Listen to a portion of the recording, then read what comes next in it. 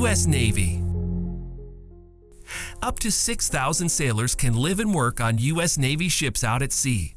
Because of this, an aircraft carrier nowadays is sometimes called a city at sea. While the sailors cooperate to protect America's interests worldwide, numerous luxurious amenities are available. Without question, life on an aircraft carrier is challenging and demanding.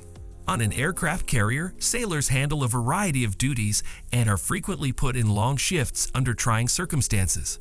The restricted space and privacy on an aircraft carrier is one such difficulty. The ship is overcrowded with crew members and equipment, and sailors must live in small, tight quarters with many others. As the ship is always moving and the sailors are frequently preoccupied with their jobs, there is little downtime and opportunity for leisure activities. Additionally, sailors' long-term separation from one's homes and loved ones may present difficulties for certain people on an aircraft carrier. Long-term deployments may prevent sailors from regularly speaking with their families or taking vacations. Yet it may also be thrilling, particularly for the people who work on the flight deck, guiding jets and making runway landings. How is life and work aboard a U.S. Navy ship in the middle of the ocean? At its most basic level, an aircraft carrier is a ship with a flight deck that acts as a runway for aircraft. One of the Navy's greatest resources is an aircraft carrier. The ship's top speed of over 35 knots enables them to cover the ocean in weeks. There are already aircraft carriers stationed worldwide, ready to deploy anytime. The size of this enormous ship and the commotion and bustle on the flight deck are only two ways the U.S. Navy makes a significant impact.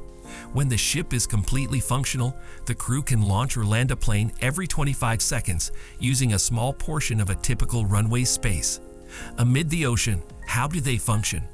The flight deck, hangar, and fantail offer breathtaking views of the sea and sky, even though most passengers have little access to the outside world.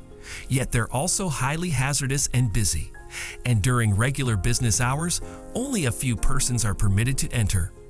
Due to sensitive operations and a lack of room, the island's upper levels are guarded. Many people need help to enter and leave. A sailor who works below decks could go for weeks without seeing the sun. In a sense, aircraft carriers are floating cities. Therefore, they possess many of the same amenities available on land. On board a U.S. Navy aircraft carrier, amenities may include a galley or kitchen to prepare meals for up to 6,000 sailors, a recreation space for leisure pursuits within a supermarket, a physical fitness center, a clinic offering basic medical care as well as very extensive services. Of course, the amenities offered may vary depending on the carrier's size and setup. The objective is to give sailors the comforts required to live and operate at sea. A staff of just over 100 sailors must cook over 300 meals daily to serve all the sailors on an aircraft carrier. That appears to be a culinary miracle. How are these numerous sailors fed each day then? One of the most important facets of duty in the U.S. Navy has always been considered the meals. Early on, recruiting depended heavily on a satisfying supper. It was a major concern in early America for sailors to know they would have enough to eat because the variety of food was far less than what we eat now. If you think the cuisine is good aboard an aircraft carrier, you won't believe how many other facilities are available. An aircraft carrier has a laundry facility that can wash and dry 50,000 pounds of clothes per week, among other conveniences. Because they spend most of their time at sea, sailors can access different amenities and facilities than you have daily. Practically everything sailors in the U.S. Navy would have access to if they were stationed on shore is now available to them. This was done to guarantee the sailors' continued physical fitness and a level of morale that would enable them to perform their responsibilities effectively. The grocery shop is one such place. In a carrier, the grocery shop is a top priority. There are still good reasons for ships to have convenience stores, even if one ignores the idea that having junk food accessible will keep morale up. The sailors must always have food and personal care items like razors. There are many different items to choose from. On an aircraft carrier, the Navy might offer some of these items to a service member. However, there are instances when sailors may require specific items readily available in stores. With more than 1050 transactions every day, the shop averages over $10,000. Sailors may live comfortably and purchase whatever they desire from the store. Protein drinks and potatoes are accessible to sailors even following a certain diet. Nonetheless, sweets like chocolate and several coffee varieties and other tools are also offered to serve seafarers effectively. At the register, the staff may buy telephone cards, more expensive stuff, and cigarette products. Whoever runs the convenience store aboard an aircraft carrier receives 100% of the earnings, which decreases expenditures for liberty activities. In the Pacific theater of World War II, it served as a logistical support strategy and allowed American carrier task groups to stay at sea indefinitely. Underway replenishment is used to restock the food shop as necessary. While a ship is at sea, refilling in two distinct methods is possible: linked replenishment and vertical replenishment. Starting with the first tactic, vertical replenishment, let's move on. A resupply that may be carried out while a ship is moving is known as vertical replenishment. In this process, a helicopter moves goods from the ship, delivering it to the ship receiving it. Along with linked replenishment, vertical replenishment enhances and hastens the stock transfer between ships. The main advantage of this system is that there is no need for the ships to be in dangerous proximity to one another, which reduces the likelihood of an accident. However, the helicopter's capacity limits the maximum load and transfer speeds. Consequently, this system cannot adequately supply so many grocery goods simultaneously. The second strategy, referred to as replenishment, is related to the side. It is the method most frequently used on modern aircraft carriers. A common means of conveying liquids such as gasoline and fresh water, ammunition, and bulk brake goods is used with linked replenishment. Additionally, it is utilized to replenish supermarket stock. Let's ascend to the flying deck from the top. A U.S. Navy aircraft carrier's flight deck is a busy and complicated location where various operations are constantly going on. Many personnel perform several important job duties on the flight deck, such as aircraft handling, maintenance, and flight deck operations. The movement of aircraft on the flight deck and their placement for takeoff and landing are the responsibility of the aircraft handling personnel. The duty includes controlling the airplane handling machinery, such as tractors and tow bars, and guiding the aircraft's movement through hand signals and vocal directions. The aircraft requires periodic and scheduled maintenance, which personnel must carry out. This involves responsibilities like maintaining engines, checking and changing components, conducting inspections, and making repairs as necessary. Flight operations tech, the management of the flight deck's general safety, and coordinating the movement and operations of the aircraft on the flight deck are the responsibility of personnel. The function involves managing the cycle of an aircraft's launch and recovery, guiding traffic, and controlling the flow of planes. So why are sailors crouching so close to a jet taking off from the flight deck? One of the most dangerous jobs in the world is working aboard an aircraft carrier.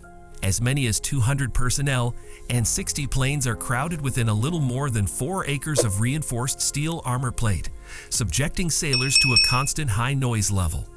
Employees on the flight deck move in various directions, which might appear chaotic to someone inexperienced with the process. However, one of the best organized man-made structures on Earth is the flight deck of a U.S. Navy carrier. It works like an orchestra, where each section carries out a particular movement within the wider symphony of carrier activities. The sailors can only communicate with one another and do their different responsibilities due to the carrier's excessive noise by employing a variety of gestures and signals. These sailors communicate with one another using a range of gestures and signs. On an aircraft carrier, kneeling is one of the various hand signals and gestures sailors use to carry out their duties. Sailors may frequently squat close to an aircraft as it prepares to take off from the ground. The shooter gave the cat crew the go-ahead to shoot the cat if the individual kneeling close to the aircraft was wearing a yellow shirt. A member of the cat crew who is waiting on the cat for the next aircraft to arrive will be wearing a green shirt if they are spotted. To fire them, if he is wearing a different color of attire, he is probably part of the squadron's quality assurance crew and is waiting for the next aircraft to taxi up to the cat for the next shoot. He must quickly assess for any hydraulic or fuel leaks and other evident concerns before the aircraft is launched from the catapult.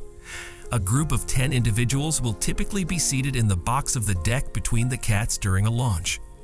These are the cat crew, the Ordnance Department employees, and the final quay auditors. Along with kneeling, sailors frequently indicate with their hands. All launches and recoveries use the same hand gestures. If a pilot devises a novel move while flying, it could be misconstrued as something else, which could have devastating results. After startup, the pilot will give the plane's captain the thumbs-up signal when he is prepared to take off. Then the pilot and the plane's captain will wait until a person in a yellow shirt shows up to assume control of the aircraft. Unless a yellow shirt directs it, an aircraft on the flight deck will remain motionless. These directors are constantly present to manage the movement of the aircraft, regardless of whether the plane is being towed or taxed. On the ship, there are several other traditions. For instance, a swim call allows sailors to dive from the ship. Why do sailors jump from aircraft carriers risking their lives? Since the U.S. Navy's inception, swim calls have been a major ritual for sailors. They provide them a chance to take a bath, given that there was no reliable source of water at the time. They are now frequently viewed as a break essential for the crew members to take a break from their daily tasks and let off some steam.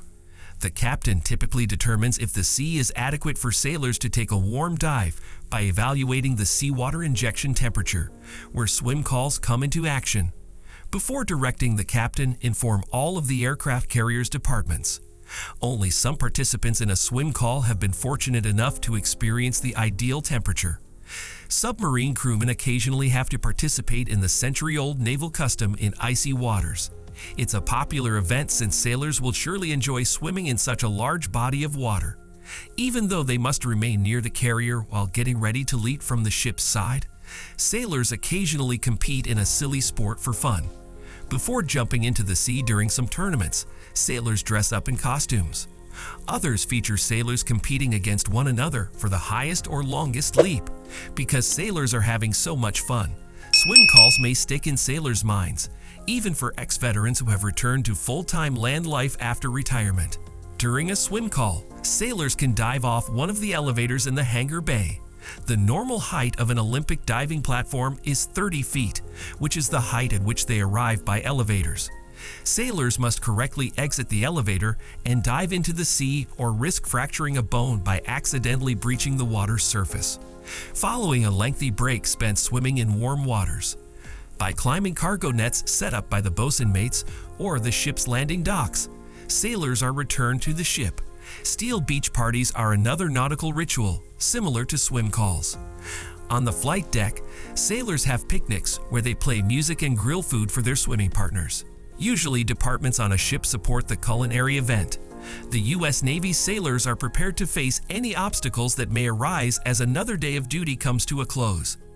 They serve their nation with pride and distinction, whether on the flight decks of aircraft carriers or in submarines that patrol the ocean's bottom.